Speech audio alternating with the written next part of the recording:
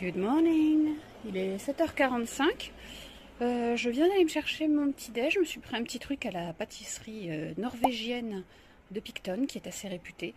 Donc voilà, me fine à la myrtille. On ne change pas une équipe qui gagne. Toujours mon cappuccino au caramel. Et je vous montre la belle vue avec laquelle je vais manger ce matin. Voilà. Bon, encore un peu nuageux, mais ça devrait se dégager. Ils annoncent une très belle journée aujourd'hui à Picton, même si nous on partira en début d'après-midi. Mais bon, on savoure. 8h35, donc nous sommes sur la marina de Picton. On embarque pour notre activité de ce matin, donc c'est une croisière de 3h30 3h30, oui. Dans les fjords de l'île du Sud. Dans ces fjords-là. Donc on va voir les Queen Charlotte Sounds. On va s'arrêter sur une petite crique du nom de Ship Cove. Je vous en parlerai un petit peu plus tard. Et puis ensuite, voilà, on va suivre la côte jusqu'à revenir à Picton sur le coup de 12h30. En espérant que ça se lève un petit peu, parce que là, c'est encore un peu nuageux. Il fait doux. Mais si on pouvait avoir un petit peu de soleil, ce serait bien. Donc c'est là, à Beachcomber Cruise, qu'on s'est enregistré. Et donc on a notre bateau qui est là-bas, le Matua, sur lequel on va embarquer. On a été appelé à embarquer, donc voilà notre bateau. On voit qu'il y a un pont panoramique. Si on a froid, on peut aller en intérieur. Alors on a pris place à bord, on s'est installé sur le pont supérieur, hein, bien sûr. On a mis les coupe-vents quand même, parce que une fois qu'on va naviguer, on va peut-être faire un peu plus frais. Ça y est, on s'en va.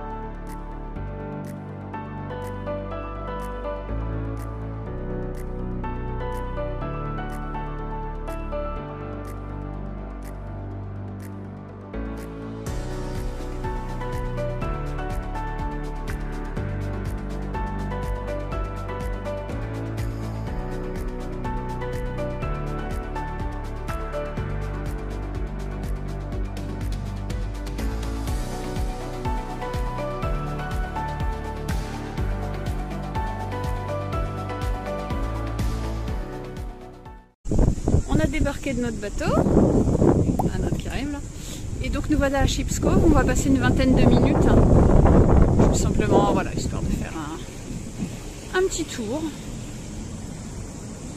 Voilà. il y a le monument en blanc. Le monument dédié à James Cook. On a un petit rayon de soleil avec nous. Sympa. Ah, ça fait du bien. Il y avait du vent, on avait un petit peu froid sur le bateau. Faire attention à l'heure.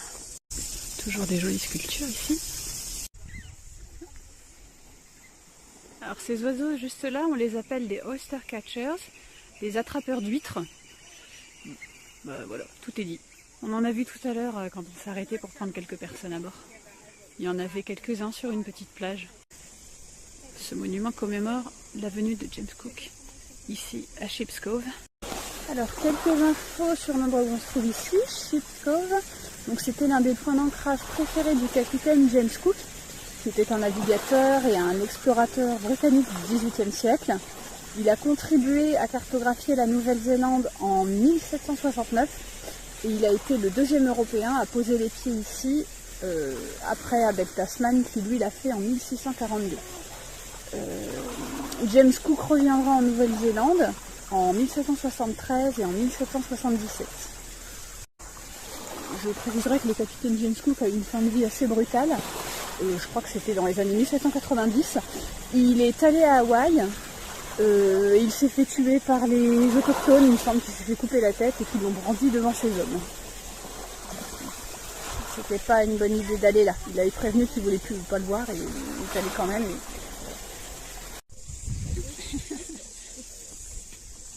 Je sais pas ce que c'est que cet oiseau. On l'a vu dans le ruisseau tout à l'heure. C'est pas un canard, ça c'est sûr. Il essaye d'approcher, mais je sais pas si c'est de la curiosité ou s'il attend de la nourriture. Ils sont vraiment habitués aux humains. Je pense qu'ils réclament à manger. On va voir un peu cette petite plage.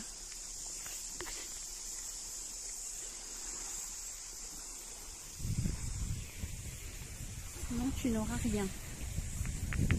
Je n'ai rien d'adapté à ton régime alimentaire.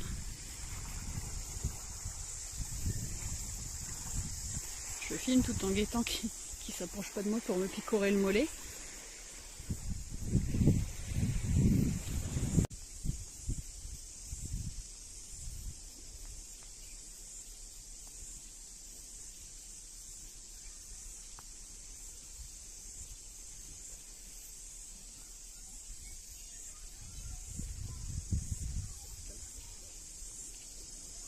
On reprend doucement la direction du bateau.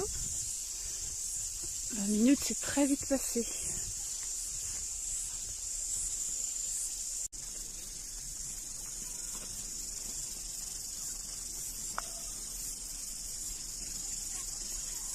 C'est un très joli endroit, surtout avec un rayon de soleil. Alors on a un grand sentier de randonnée qui commence ici. Selon là où on va, ça peut durer un petit moment. Allez, retour à bord.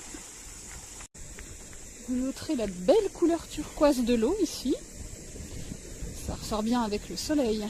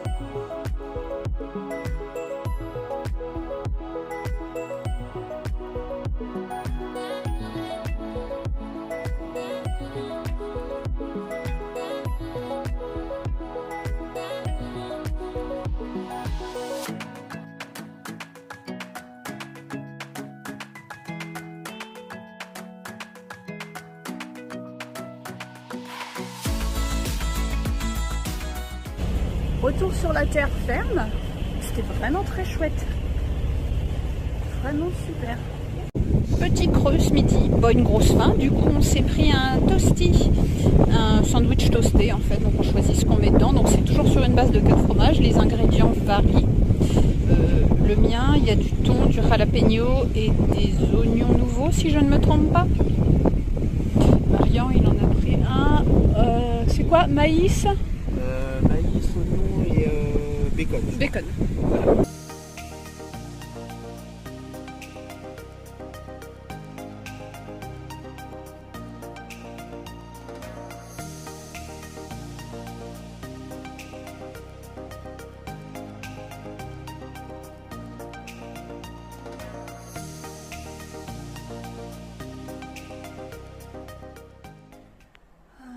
Nous avons fait 2h15 à peu près de route depuis Picton. Nous sommes arrivés à Kaikoura. Notre premier aperçu de l'île du Sud est très prometteur. Déjà il faisait super beau et puis on a vu des paysages vachement sympas. Donc on arrive à notre hôtel, le Kaikoura Gateway Motor Lodge. Et donc ce sera notre logement pour une nuit. Donc on rentre. En entrant, voilà sur quoi on tombe. Donc tout de suite la zone cuisine, salon, salle à manger. Donc de nouveau cuisine avec donc four, plaque de cuisson, un évier, micro-ondes, bouilloire, frigo. Petite table de salle à manger, des fauteuils, un canapé, table, la télé là-bas. De ce côté, la salle de bain, donc cabine de douche, vous savez que c'est ce qu'on préfère. Lavabo, les popos. De l'autre côté, les deux chambres. Nous avons celle-ci, qui sera celle de Marian. Donc avec 2 lits jumeaux, table de chevet, une commode, une penderie et une télé. Oh, il va pouvoir regarder Fox News dans son lit. Et donc ça, par défaut, la mienne, donc avec un lit. Ouh, il est grand celui-là. Je me demande si c'est pas un king. Table de chevet, et puis pareil, commode, penderie, télé. Et puis nous avons un petit balcon. Oh, pas si petit que ça. Donc balcon. Bon, on est en bord de route, ça va s'entendre un peu. J'espère que c'est bien insonorisé quand on ferme la porte-fenêtre. On aura de la place. Oh oui, on pourra prendre notre petit déjeuner. Déjeuner ici demain matin. Et donc on a vu sur la réception et la piscine. De ce côté-là, on a la campagne. Et la mer est, je crois, quelque part par là, ou de l'autre côté. De toute façon, Kaikoura, c'est une sorte de baie. Voilà. Bon, je pense qu'on sera bien. Alors, on a fait entre 5 et 10 minutes de route pour aller faire une petite balade sur la péninsule de Kaikoura. Donc, je vais vous montrer. Au retour, je vous montrerai la vue sur la ville, la baie, etc. C'est vraiment magnifique. C'est une baie avec des montagnes en fond. C'est vraiment super beau. Je pense qu'on va avoir des paysages absolument incroyables sur l'île du Sud. J'ai hâte. Voilà, donc là je vais vous montrer un petit peu où on est.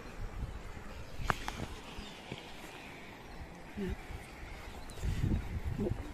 Pour tout dire, on se croirait en Bretagne. Il n'y avait pas besoin de venir jusqu'ici. Vraiment pas besoin. Donc là on est face à un large groupe de mouettes qui a élu domicile ici. Bon, c'est qu'elles se sentent bien.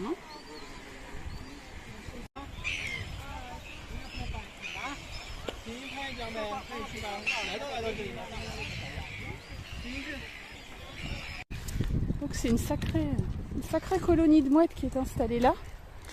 Donc ils nichent, ils se reproduisent, ils s'occupent de leurs petits. Donc il y a une corde et des panneaux pour nous demander de respecter la distance et de ne pas s'approcher de l'endroit où ils vivent. Mais bon, il y a des gens qui sont au-dessus de tout ça, n'est-ce pas? C'est les petits qui sont en face de nous là.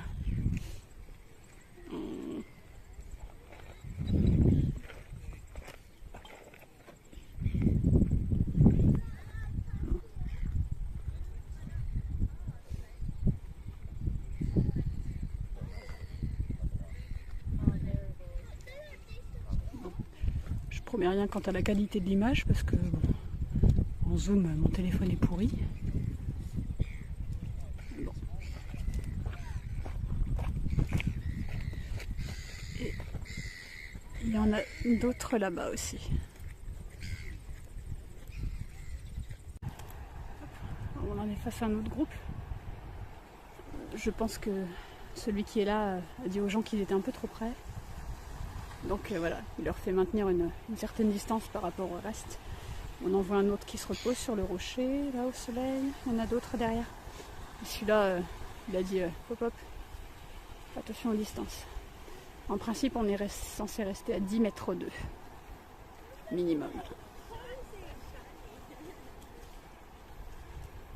Voilà, là ça va. On dirait qu'il les tient en respect en fait.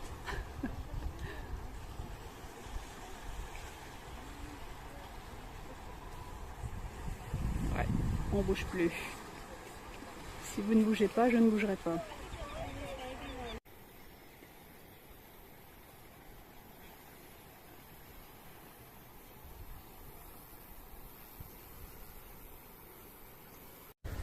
Question décor, ça nous change de l'île du Nord. C'est bien. On voit la Nouvelle-Zélande dans toute sa diversité. Profitons-en.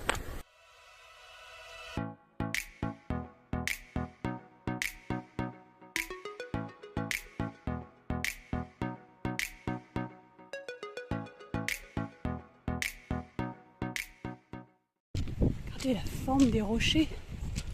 C'est super. Alors ça, je ne sais pas ce que c'est. Enfin, je ne sais pas quelle est l'utilité. Est-ce que c'est quelque chose qui reste là en permanence? Ou est-ce qu'il y a des gens qui ont prévu un feu de joie ce soir? Je ne sais pas. Non mais... il n'arrête pas de se gratter celui-là. Je lui demande de prendre un angle un tant soit peu photogénique. Aucune coopération.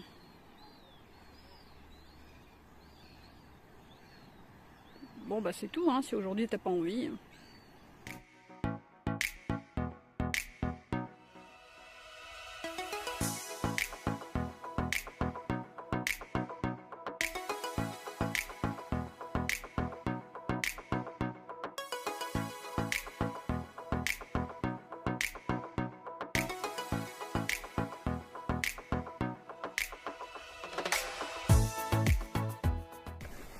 Donc on en a fini avec la partie plage de cette promenade.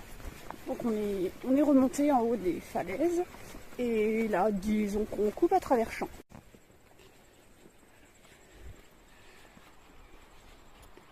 Voilà, on voit donc la même chose mais en hauteur. On distingue au loin ces chaînes de montagnes là derrière les nuages. Elles sont super hautes, sachant que c'est même pas ça les Alpes du Sud. Ben waouh! Waouh! Ben, je profite qu'on soit au calme, qu'il n'y ait pas trop de vent, vous risquez mieux de m'entendre. Donc je vais vous donner des infos sur le lieu où on se trouve, la péninsule de Kaikoura. Une fois n'est pas coutume, je vous donne les infos après la visite. Donc la péninsule de Kaikoura est faite de roches de calcaire qui se trouvaient sous le niveau de la mer il y a 60 millions d'années. Elle se trouve au-dessus du niveau de la mer depuis 180 000 ans. Proche de là se trouve la faille de Ikurangi, qui est un canyon sous-marin, où des sédiments s'amassent pour former des montagnes nouvelles qui seront visibles dans quelques millions d'années, quand le niveau de l'eau aura encore baissé. Cette péninsule est un carrefour où les espèces animales des eaux chaudes rencontrent les algues des eaux froides. Quand tout à l'heure je vous parlais des montagnes qui se trouvent en fond, regardez-moi ça. Il y a des nuages bas, on ne se rend pas forcément bien compte. Bon, surtout qu'en vidéo, ça ressort moins qu'en vrai, mais quand même. On a un panneau ici qui nous donne les noms et les altitudes de tous les monts de la chaîne de montagnes qu'on a en face de nous. Cette chaîne de montagnes qu'on appelle les Kaikoura Ranges. Ranges, pas Oranges.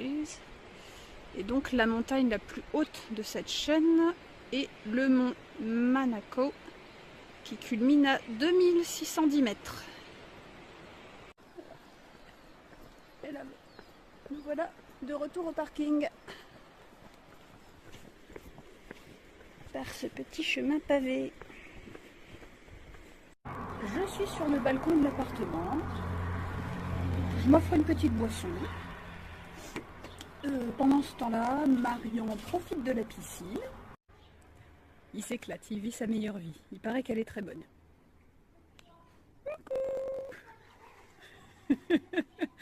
C'est écrit que les enfants doivent être surveillés, donc je surveille. Pour le dîner ce soir, nous sommes allés au Gropper Garage, 700 mètres de notre hôtel. Quand même, il fallait prendre la voiture parce que la nationale à pied, ça le fait pas. Donc j'ai profité qu'on soit au bord de la mer pour me prendre un fish and chips, qui a une très bonne tête. Je me suis pris un coca avec. Marian s'est pris une Corona et il s'est pris un burger, avec fromage, bacon, tomates, salade. Voilà, puis frites. Classique, ça faisait longtemps.